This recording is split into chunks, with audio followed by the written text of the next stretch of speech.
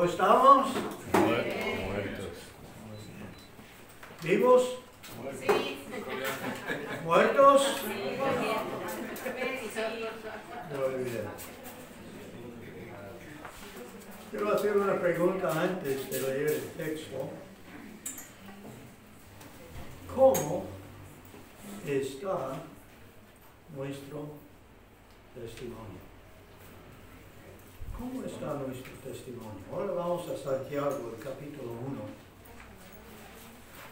3 versículos, 19 a 21.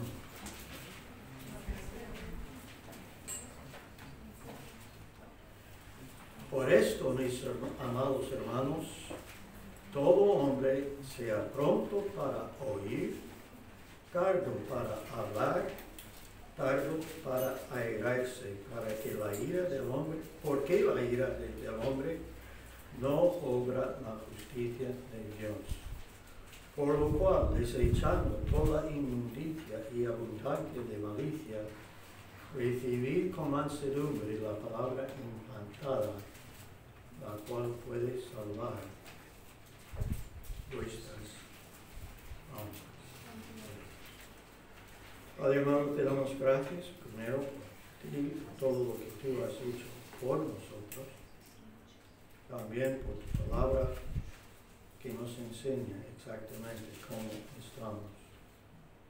Y pido ayuda tuya para poder comunicar a esta congregación las verdades que has estado enseñándome durante estas últimas semanas, para que todos salgamos regocijándonos, primero por haber estado con los hermanos y también por haber escuchado de ti. Y todo te lo pido en nombre de nuestro Señor Jesucristo. Amén. Amén. El apóstol Pablo, en su primera epístola a los Corintios, divide la humanidad en 4 grupos: los naturales, los espirituales, los carnales y los recién nacidos, los niños en Cristo, los bebés. Primero los Corintios 2, empezando con el versículo 14 hasta el versículo 4 del capítulo 3. En Efesios 2, los primeros versículos de este capítulo, nos provee una descripción del individuo natural, el que no es hijo de Dios. Le describe como muerto en delitos y pecados. Y la persona muerta no puede hacer nada. No oye nada, no ve nada, no siente nada, no hace nada. Está muerta. Y por esta razón no percibe las cosas que son del Espíritu de Dios. Porque él no entiende el mensaje del Evangelio, no puede entenderlo. Lo considera locura. Sigue la corriente del mundo. Sigo con la descripción aquí en Efesios 2. Y a propósito, cualquier pez muerto puede seguir la corriente del agua. Y sigue la corriente del agua. Necesitan tener vida para poder nadar contra la corriente. Obedece al príncipe de la potestad de este mundo, del aire, perdón. El espíritu que ahora opera en los hijos de desobediencia. ¿A quién estoy describiendo? Nada más ni nada menos que el diablo, Satanás. El hombre natural no tiene libertad para hacer nada más que esto. Seguir la corriente. Vive conforme a los deseos de la carne. Y a propósito, la carne es una de las tres armas principales que utiliza el diablo para engañar al hombre. Los otros dos siendo los ojos y la vanagloria de la vida, 1 Juan 2:14. Él hace la voluntad de la carne y de los pensamientos, no tiene otra opción. Era, por naturaleza, hijo de ira, lo mismo que los demás. A propósito, tiene mucha compañía. La gran mayoría de la población del mundo.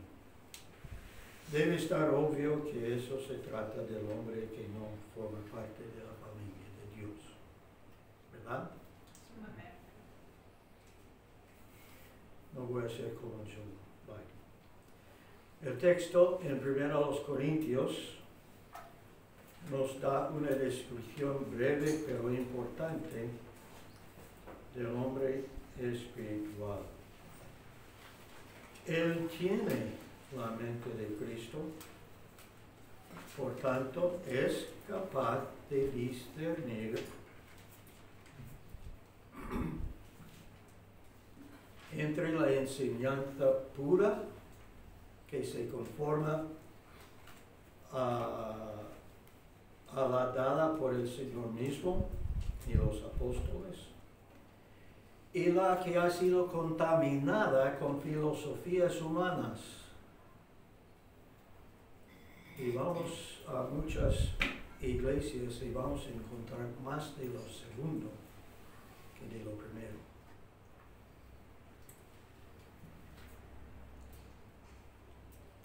Juan escribió en su segunda epístola, versículos 9 y 10,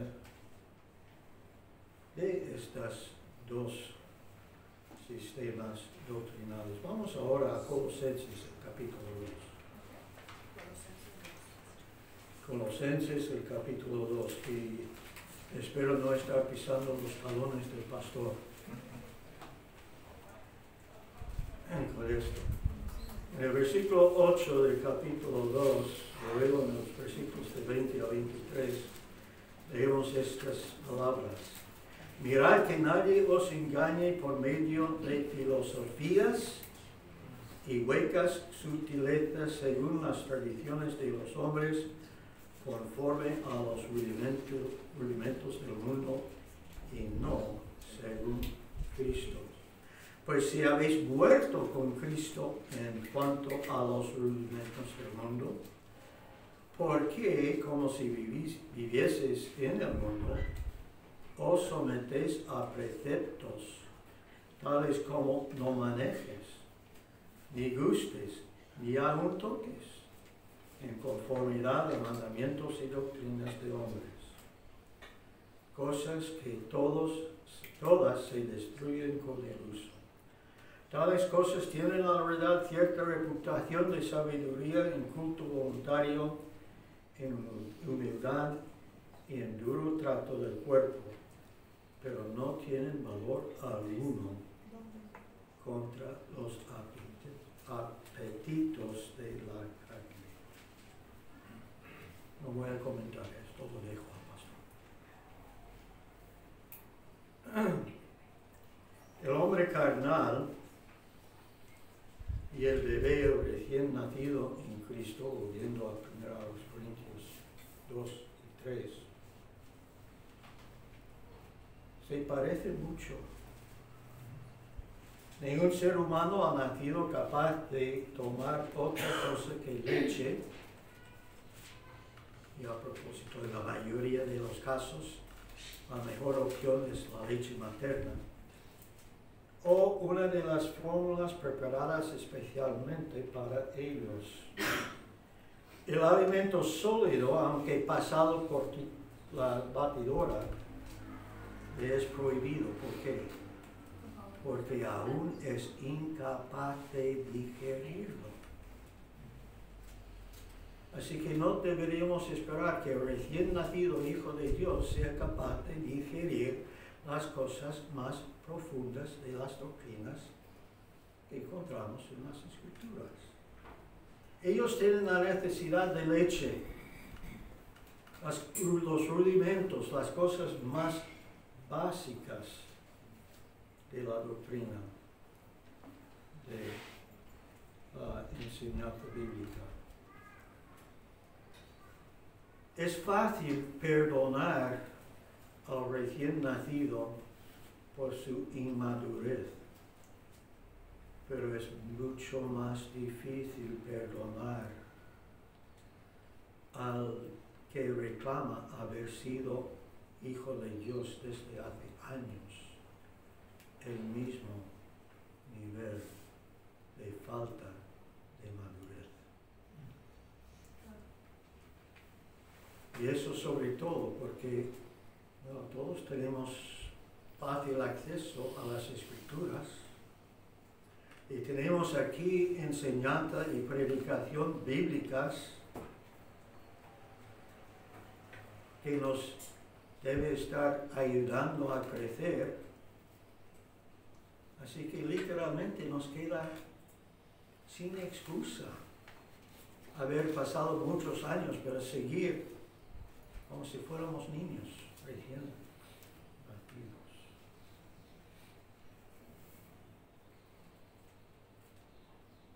Vamos ahora a Hebreos, el capítulo 5. Hebreos, el capítulo 5, versículos 11 y 12. Pablo habla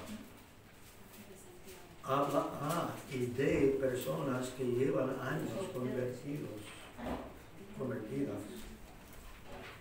pero no se han madurado tanto como Pablo les esperaría de ellos. Versículo 11 dice: acerca de esto tenemos mucho que decir y difícil de explicar, por cuanto os habéis hecho tardos para oír. Porque debiendo ser ya maestros después de tanto tiempo, tenéis necesidad de que os vuelva a enseñar cuáles son los primeros rudimentos de la palabra de Dios, y habéis llegado a ser tales que tenéis necesidad de leche y no de alimento sólido. Gente que ya deberían haber sido maestros en las Escrituras, deberían haber estado dando clases a otros, seguían como niños recién nacidos. A propósito, la palabra tardos, en esta frase, tardos para oír, significa perezoso. Vamos. ¿Perezosos? Sí, perezosos. Holgazán. Necio. Estas no son palabras mías. Tonto. Estúpido. Esas son palabras de, no recuerdo el nombre, pero de un hombre llamado Strong en su diccionario.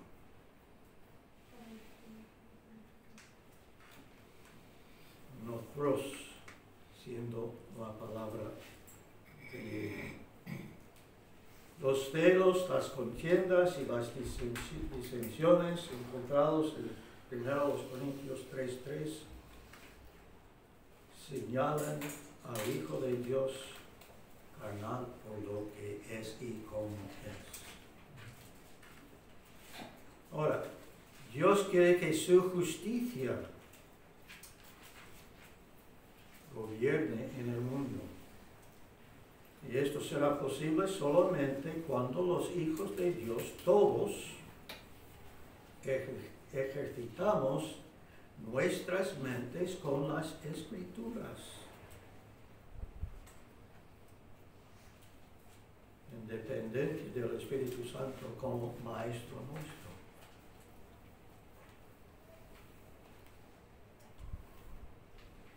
Me han preguntado, quienes me han hecho esta pregunta la van a reconocer. ¿Cómo encontré yo las iglesias en los Estados Unidos durante mi visita reciente allí? Bueno, además de ver mucho más uso de la informática, como aquí, también vi un interés y una enseñanza más profunda y más concentrada en la guerra espiritual. Todos los hijos de Dios somos soldados suyos. Estamos en guerra. Y hay solamente una manera de ganar la guerra. Y eso es utilizando las armas que Dios nos ha dado. No las armas carnales que el diablo quiere que estemos utilizando.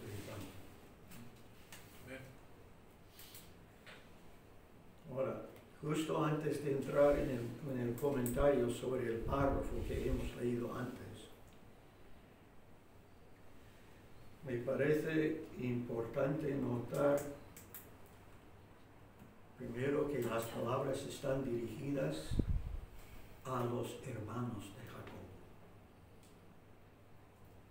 Mis amados hermanos. Ahora, no estuve hablando de sus hermanos carnales, los demás hijos de José y María. Tampoco estuvo hablando de sus hermanos judíos por nacimiento. Estuvo hablando precisamente de tú y yo que somos hijos de Dios, 2 veces nacidos. ¿Un solo amén? Amén. En este caso sí, voy a ser como yo lo hago.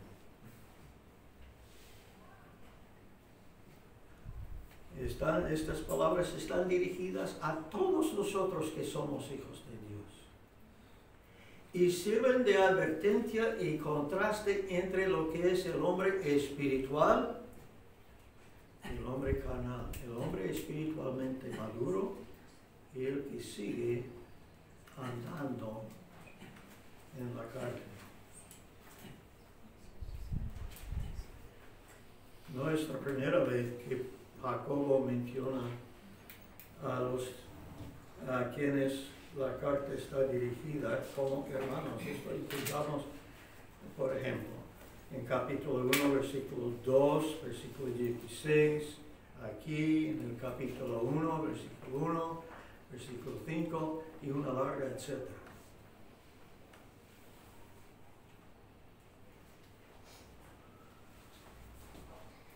Nota también la frase todo hombre.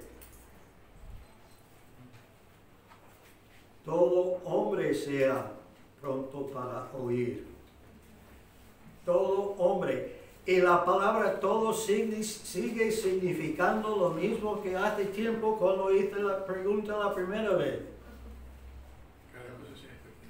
Cuando se aplica a hombres significa cada uno sin ninguna excepción. Cada hombre, a propósito, Jenny, tú eres un hombre en este caso. Sí, obvio. Y en alguna casa en el otro también. Toda la humanidad es lo que quiero decir. Todo hombre, cada uno de nosotros tenemos que tomar nota y prestar atención a esto. Vamos a ver 3 cosas. Vamos a ver primero los vestigios del Hijo de Dios espiritualmente maduro. Segundo, vamos a ver los vestigios del hombre carnal. Y vamos a terminar con lo que Dios quiere de todos nosotros. Amén. Subraya 4 cosas que indican el nivel de Jacobo subraya 4 cosas que indican el nivel de madurez espiritual del Hijo de Dios. Él es primero pronto para oír. Ahora, vivimos en una época cuando todo el mundo quiere ser escuchado. Si no me crees, poner la televisión, escucha a algún político. ¿Ok? Todo el mundo quiere ser escuchado, oído. Y pocos son los dispuestos a cerrar la boca para poder escuchar lo que los demás tienen que decir. Son interesantes las definiciones provistas para este adjetivo pronto. Ligero, presto, vivo, rápido para hacer la cosa que se expresa, dispuesto. A propósito, esto no viene de Strong, esto viene de María Moliner, que es un diccionario del español. Son definiciones provistas por este diccionario para la palabra pronto. Ligero, presto, vivo, rápido para hacer, dispuesto. Ahora, Dios es pronto, dispuesto, presto en oír nuestras peticiones. ¿Verdad? ¿Verdadero o falso? ¿Verdadero o falso? Verdadero. Ok. Él quiere que sus hijos seamos igual de prontos, dispuestos y prontos en oír lo que Él tiene que decirnos. Sea a través de su palabra, directamente estudiando, o a través de sus mensajeros, cuando enseñan o predican su palabra. El Hijo de Dios verdaderamente espiritual es pronto para oírle a Dios y así será capaz de obedecerle. Si fuéramos a 1 Samuel, el capítulo 15, vemos una historia muy interesante. Porque Saúl acaba de meterse en el oficio del sacerdote y hace sacrificios. Lo hace porque no tiene la paciencia en esperar todo el tiempo que Samuel le había dicho esperar. Cuando Samuel llega, le pregunta, o le dice, le dice claramente, el obedecer es mejor que los sacrificios.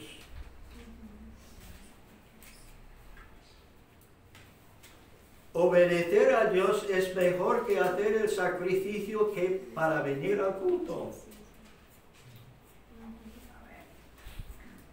Para muchos no es un sacrificio. El pastor ha dicho que a veces sí, para él es un sacrificio. Lo dijo en la escuela dominical. Pero estamos dedicando un tiempo para Dios. Es un sacrificio de nuestro tiempo dado a Dios.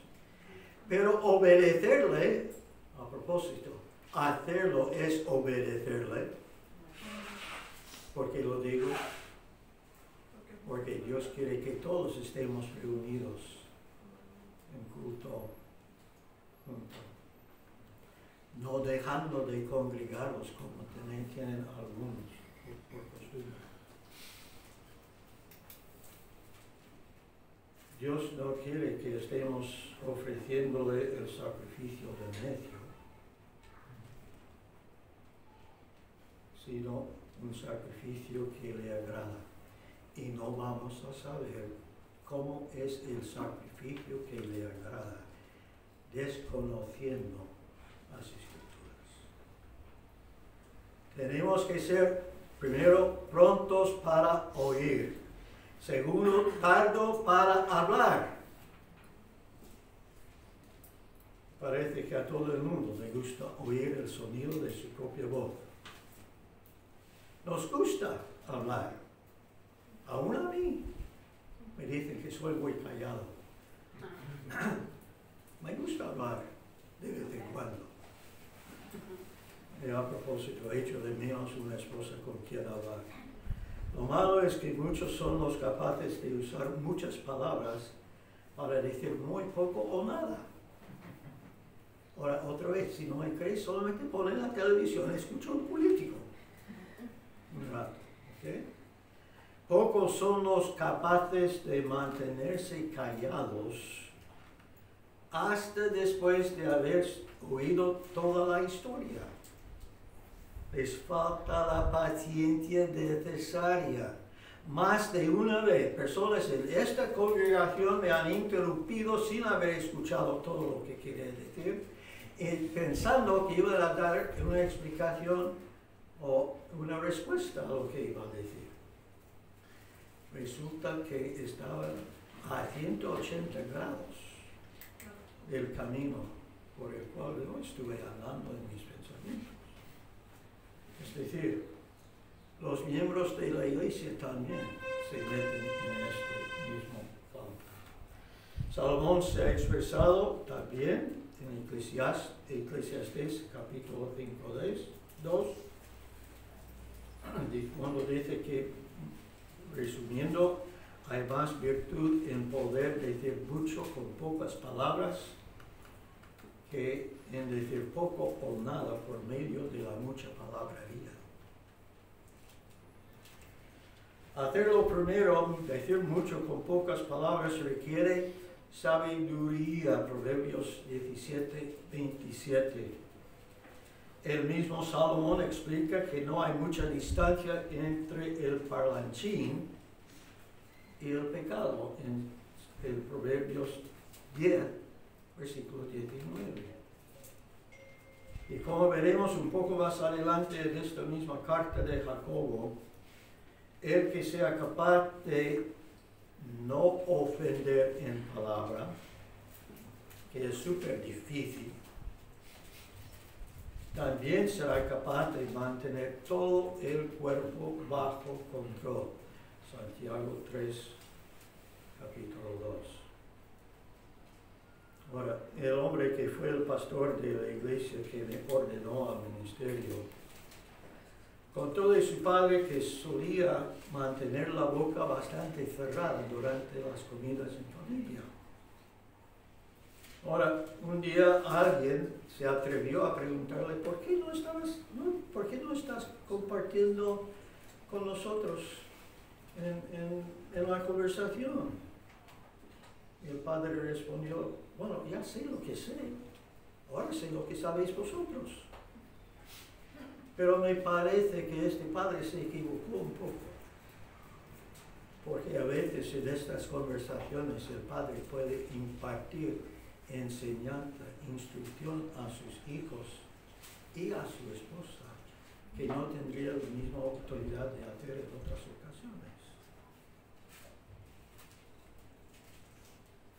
Parece que los miembros de la iglesia en Corinto tenían problemas graves con la lengua.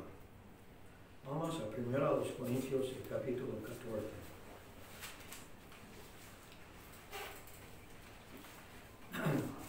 Primero a los Corintios, el capítulo 14, versículo 26.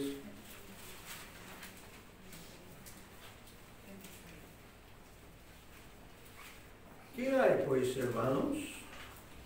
Cuando os reunís, cada uno de vosotros tiene salmo, tiene doctrina, tiene lengua, tiene revelación, tiene interpretación. Hágase todo para edificación. Cada miembro de la iglesia quería ser oído. Quería compartir algo. Bueno, eso está bien. Siempre que sea para la edificación de todos y no solamente para elevarse por encima de los demás.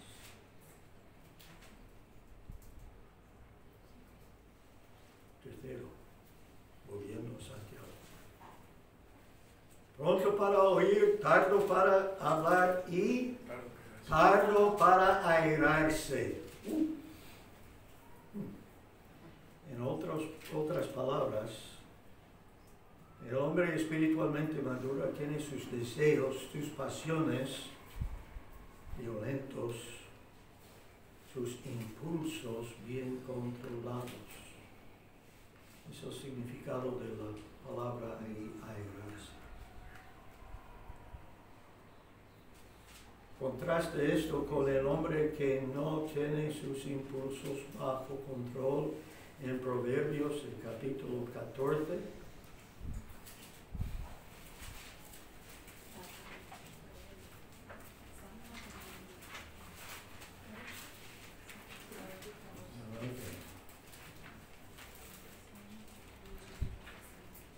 Proverbios, el capítulo 14, el versículo 17.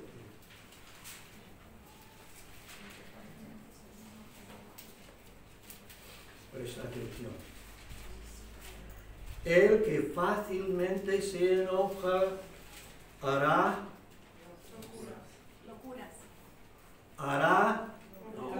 locuras. El hombre perverso será aborrecido. El que no tiene sus pasiones bajo control hará locuras. ¿Es verdad esto? Sí. Mucho.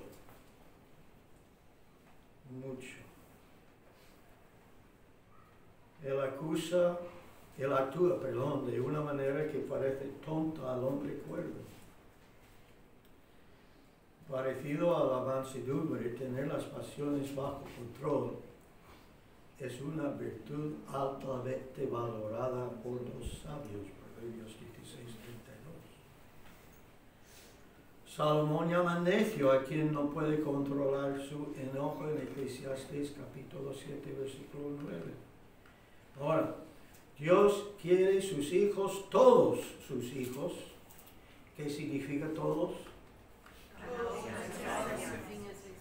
Vamos, cada uno sin ninguna excepción. Todos sus hijos tengamos a nuestro espíritu bajo el control del Espíritu Santo. Amén. Ahora, tenemos que saltar al versículo 21 para encontrar el cuarto vestigio. Recibe la palabra con mansedumbre.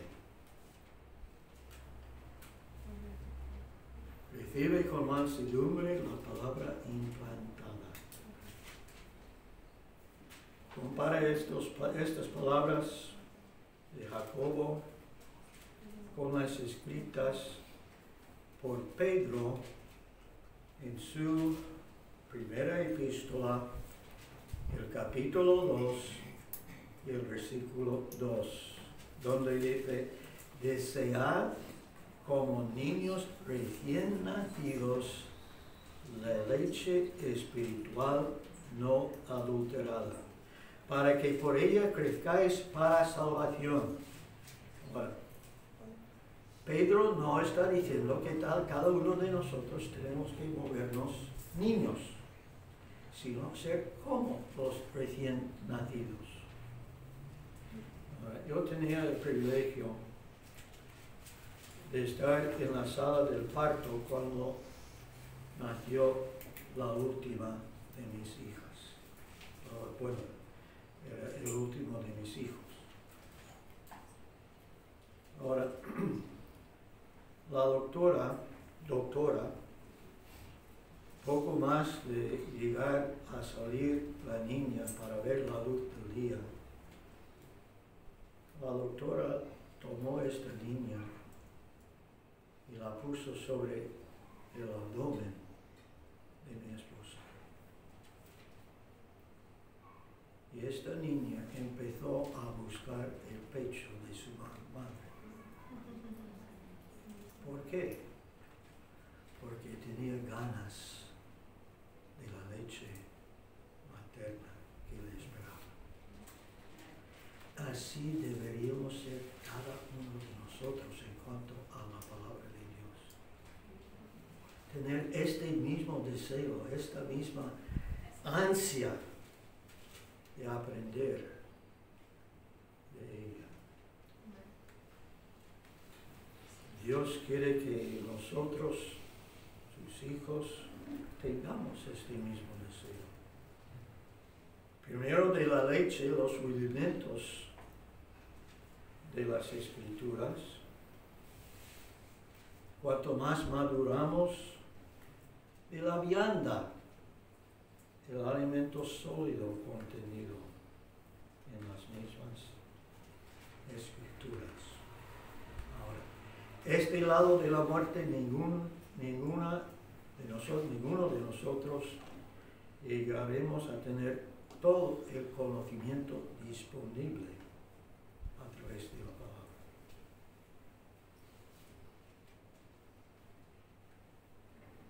Las Escrituras afirman que Dios no cambia. Aquí es 3:6. Y es porque Dios es consistente y cumple todas sus promesas que existe en el día de hoy el pueblo de Israel.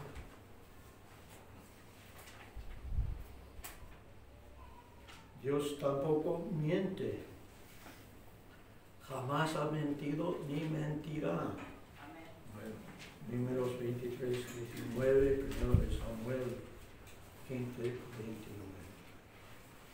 Ahora, vivir conforme a estos 4 vestigios requiere disciplina. Una disciplina que solamente el Espíritu Santo es capaz de dar al individuo. Y por esta razón se lo considera andar en el Espíritu. Gálatas 5, 16 y otros textos. Ahora, hemos visto la cara. Vamos a ver el otro lado de la moneda, la cruz. Los vestigios del Hijo de Dios carnal. Primero, ira. Es interesante, estudiando esto, ver la construcción de cómo está construida todo esto en el griego. Porque la próxima palabra después de airarse en el griego no es la palabra que se traduce por qué, sino es una repetición de la misma palabra. Ira. Es decir, una traducción literal sería palabra tardo para airarse la ira porque del hombre.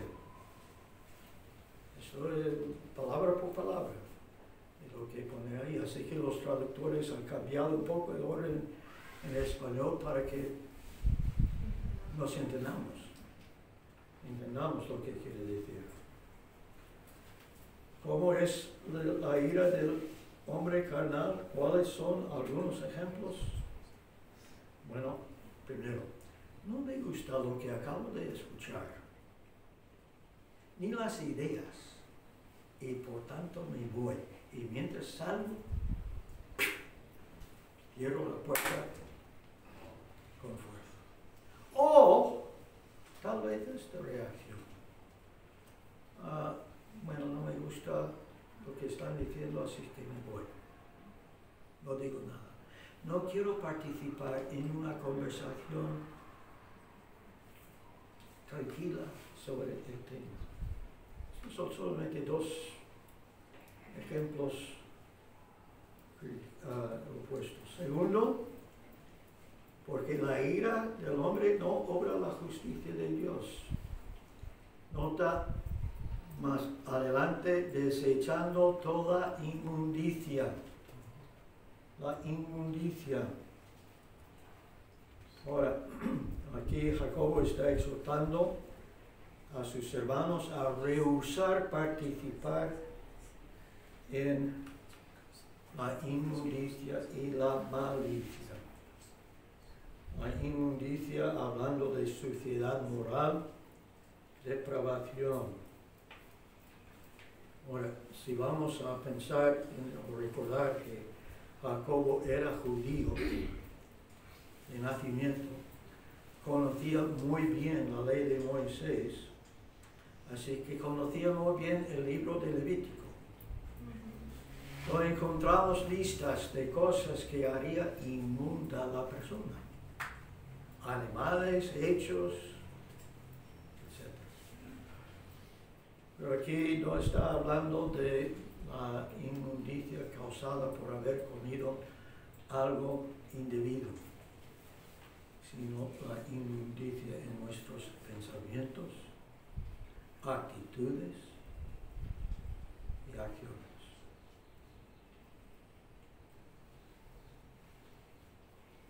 Malicia.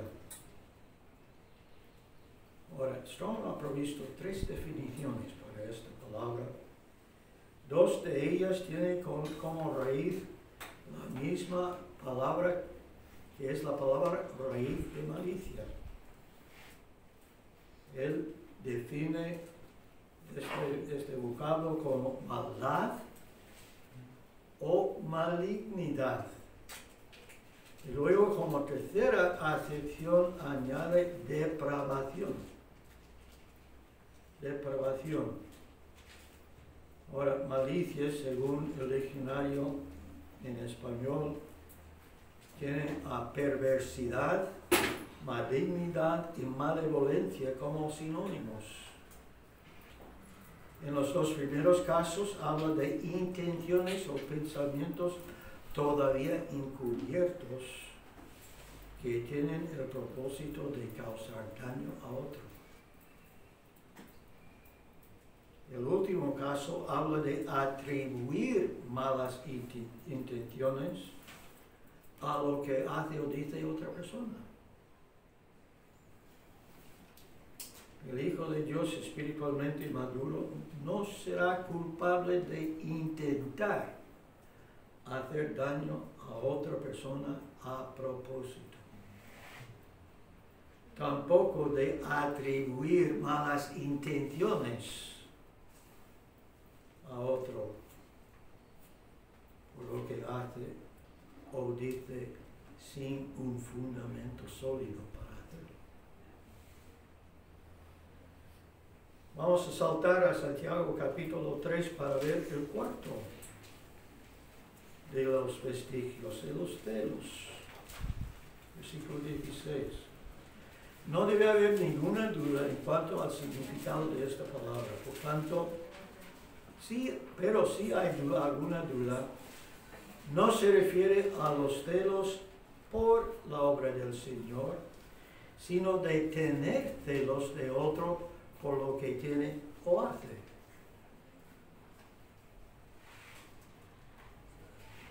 Se relaciona con la palabra envidia. Tenía un jefe de trabajo que siempre solía decir: ojalá tuviera yo ese coche y él tuviera otro mejor.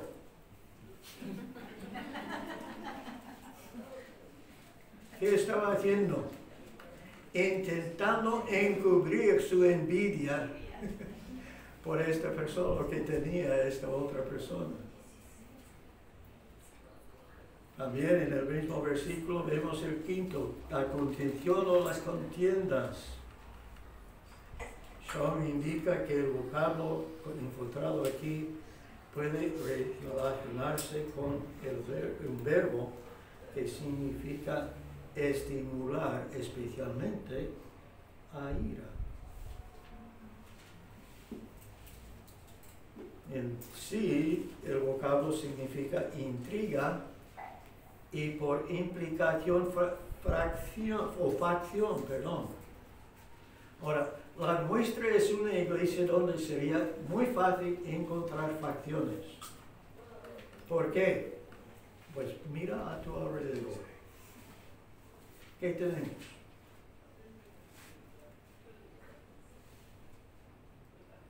¿De dónde viene toda esta gente? ¿Viene de Argentina? Viene...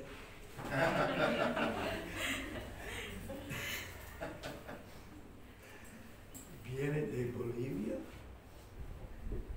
viene de Colombia, viene de Brasil, viene de Cuba, viene de Uruguay.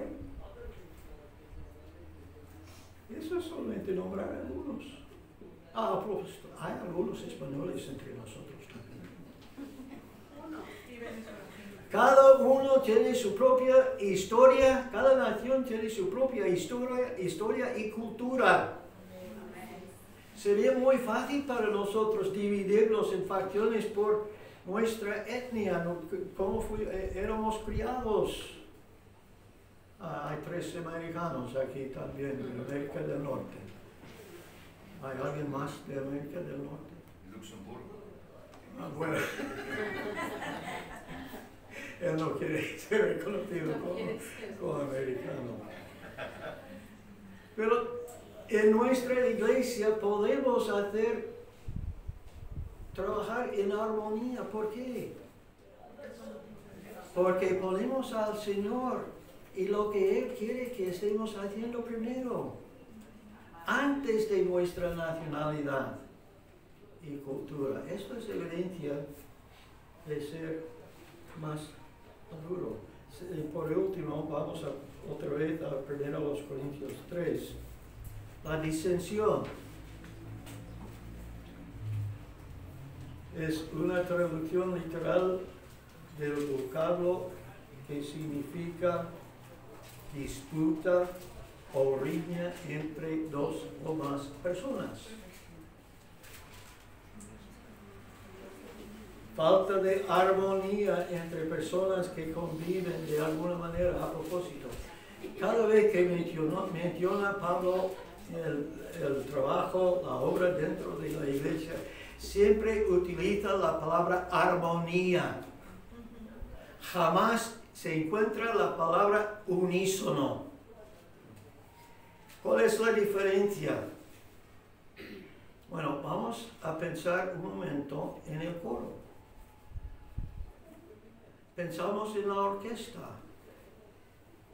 Si el coro y la orquesta están funcionando como es debido, cada uno está cantando o tocando lo que el escritor de la música ha puesto delante. Y todo esto forma una armonía. No todos están tocando la misma nota a la vez. Pero todo esto. Y es exactamente lo que quiere Dios de nosotros. Que estemos funcionando en armonía. Cada uno cumpliendo su deber. Tocando el instrumento que Dios te ha dado. A propósito, el instrumento es el don que Dios te dio en el momento de tu salvación. Usar este don para el beneficio de todos. Y así vamos a crecer. Vamos a trabajar en armonía. No unísono. Dios no ha llamado a todos nosotros a ser el pastor de la iglesia, solamente a uno. Dios no ha llamado a todos a estar dando la clase de escuela dominical. Pero es posible que algunos que deberían estar preparándose para hacerlo,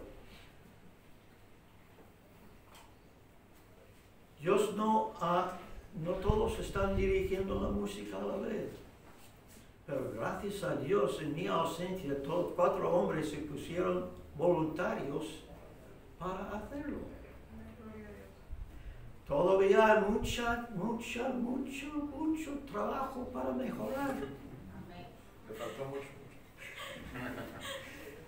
A propósito, Héctor, mucho mejor Gracias. que la primera vez que te vi. Pero te falta todavía un poco más de ánimo.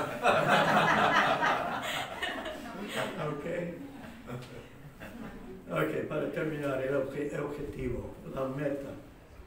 Versículo 20, segunda parte del versículo. Porque la ira del hombre no obra la justicia de Dios. Este es el objetivo, esta es la meta. El Hijo, que la justicia de Dios. Ahora, el Hijo de Dios que anda en el Espíritu quiere ver la justicia de Dios operando en la vida de todos sus pedidos inconversos. Amén. Amén. Quiere ver este alma hecha miembro de la familia de Dios. Romanos 5, de 15 a 18. Pero hay otro aspecto de la justicia de Dios que es personal para mí y para ti. Tener la ansia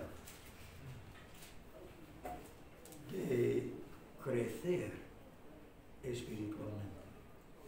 He mencionado antes que ninguno de nosotros hemos llegado todavía a la perfección que Dios quiere de nosotros. Pero deberíamos todos tener la misma ansia de estar creciendo, madurando, hasta el día de nuestra muerte. Si el Señor no viene primero. Amén. Amén. Ay de mí. Ahora, quiero terminar con la misma pregunta como la pregunta que comenté. ¿Cómo está el testimonio nuestro? ¿Cómo está nuestro testimonio? Como iglesia y como individuos, como hijos de Dios. O de las dos listas de vestigios urbanos, mejor que describe a ti y a mí. Si no es la primera lista, ya sabemos, ya sabes qué hay que hacer. Si es la segunda lista, también sabemos qué hay que hacer. Dios nos ha dado vida con este propósito.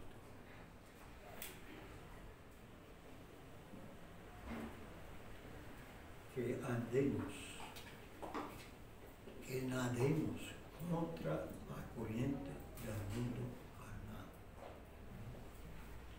Tenemos ante todo que prestar más atención a lo que dice Dios en su palabra y como el Espíritu Santo nos enseña. Padre amado, te damos gracias por tu palabra, por el desafío que tú nos has dado en estas palabras. Ayúdanos como hijos tuyos a tener esta misma ansia de estar creciendo, madurando como hijos tuyos. Y para la persona que puede estar aquí sin conocer al Señor Jesucristo como Salvador suyo, que tenga la misma ansia, el mismo deseo de llegar a formar parte de tu familia y dejar de dejarse llevar